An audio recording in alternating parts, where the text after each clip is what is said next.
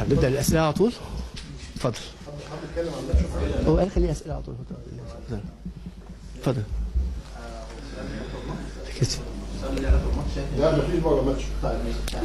Une question sur le match, votre pas de match, seulement sur le match. شايف ان خروج ديانج النهارده على مستوى اداء الاهلي في الشوط الثاني خاصه ان هو يعني شفنا ان هو حاول يصلح الموضوع ده بنزول محمود مطلب مكان ديانج يلعب جنب عمرو السوليه شايف ان ده فرق مع. Est-ce que vous pensez que le remplacement de Dieng, fait sortir Dieng, a fait un problème pour le technique pour l'équipe? C'est pourquoi vous avez mis Mahmoud à sa place au milieu de terrain comme milieu défensif pour résoudre les problèmes qui ont été après sa sortie? Non, nous avons beaucoup de matchs. Et Dieng est aussi un joueur qui est très jeune. Il a maintenant les derniers matchs, tous les matchs joués, 90 minutes. Ça continue avec des matchs presque tous les 3, 4, 5 jours. Ça veut dire c'était le moment pour donner à Dieng aussi un peu repos. هو ديانج طبعا لعيب صغير 23 سنه وعنده مباريات كتيره وخد ماتشات كتيره الفتره اللي فاتت كان بيلعب 90 دقيقه فشفت المفروض يعني بسير المباراه شفت ان اريحه احسن عشان يستريح عشان ادي فرصه لحد تاني يلعب. Ça c'est une raison. La deuxième raison, Etwali il était absent pendant plusieurs semaines et c'est aussi pour moi important d'intégrer des joueurs qui n'ont pas souvent joué. Il a fait un match il y a deux matchs, mais maintenant j'ai eu l'occasion de lui donner encore des minutes pour jouer.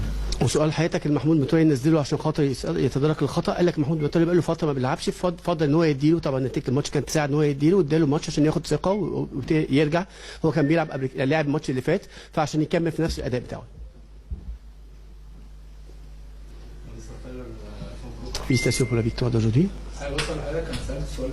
J'ai déjà posé cette question une autre fois. Je vais poser une autre fois.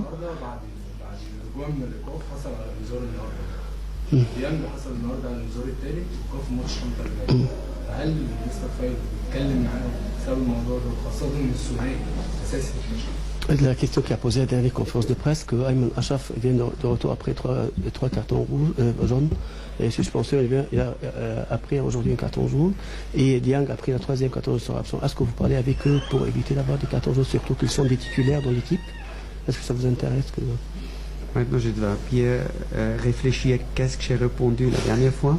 هفتكر جاوبت عليك هو طبعا السؤال عشان ما اسمعش السؤال بيقول له ان السؤال اللي سالته لك قبل كده في المؤتمر اللي فات ان ايمن اشرف بياخد انذارات كتير وكان خد يعني رجع بعد 3 انذارات ومع ذلك خد انذار النهارده وديانج خد الانذار الثالث فمش هيلعب الماتش الجاي فيا ترى بتتكلم معاهم في موضوع الانذارات خصوصا هم لاعبين اثنين اساسيين في الفرقه فهو بيقول بحاول افتكر بس رديت عليك ايه الاسبوع اللي فات في المؤتمر.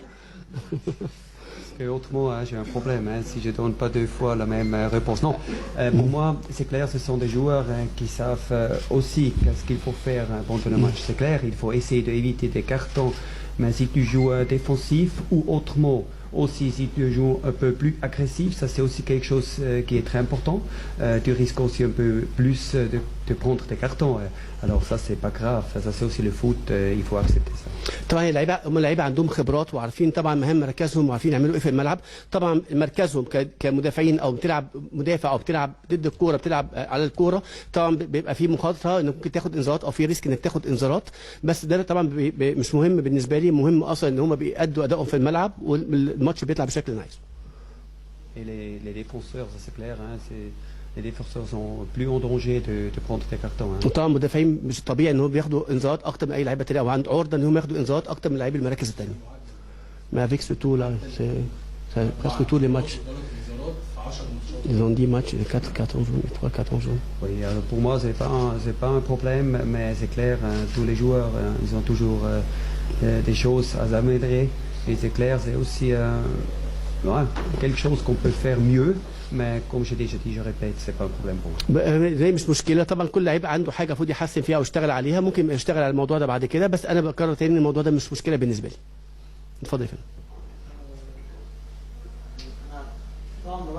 Je vous félicite pour la victoire d'aujourd'hui.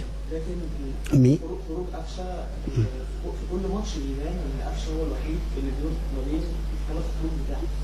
خروج قفشه في كل ماتش هو اللي بيبين ان مفيش حد لعيب من اللعيبه سواء لويس سيلاء او احمد الشيخ ايا كان اللي بيجربهم ما بيقدرش يجيب اللي قفشه بيعمله. هل الاهلي بيعاني من خلل في المركز ده؟ حتى لو بنغير طريقه اللعب برضه بيبان.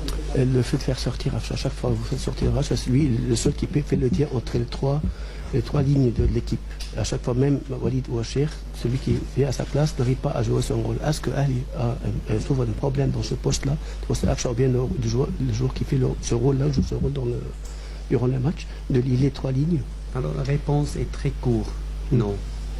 طيب هو انا حاول برضه السؤال عشان ما اسمعش. واستاذ سائل بيقول ان هو خروج قفشه كل مباراه بيكشف ان اللعيب ده، ان قفشه لعيب محوري بيربط الثلاث خطوط ببعضهم، واي حد بينزل مكانه سواء وليد سليمان او احمد الشيخ ما بيعرفش يلعب دوره بنفس الشكل. فيا ترى الاهلي بيعاني من مشكله في المركز ده او اللعيب بالدور ده؟ فقال انا هرد بمنتهى الايجاز لا. Alors il a posé la question si ça pose un problème, et moi j'ai dit non. Oui, ça va. Moi j'ai traduit la question. Ah ok. Ok, ça y est. Ok. في اسئله ثانيه؟ خلاص اوكي ميرسي شكرا. طيب ده كلام رينيه فايلر في